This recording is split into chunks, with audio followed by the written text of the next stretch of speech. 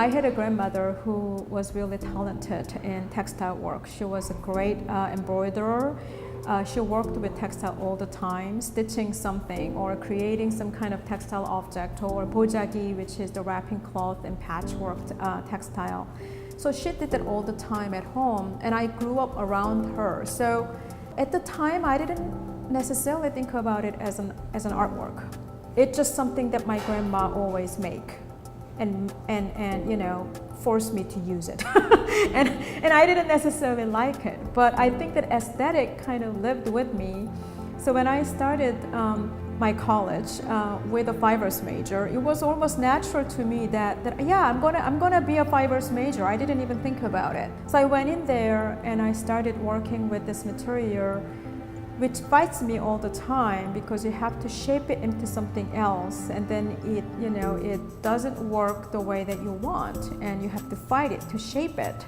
I work obsessively to kind of alter its nature to become something else, and in sometimes very orderly and sometimes very chaotic manner, and I like that process.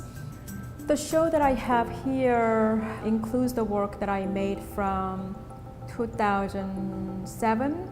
The idea that I had was mostly about me being a little different, mostly with the language, because I ended up living here in US and I speak English as a second language. At the same time, I ended up having a job in higher art education, that a speech and written communication is so important, and I have to perform it at higher level. I didn't know when I started the job and didn't even think about. So it became this kind of conundrum for me that I have to constantly work on and improve.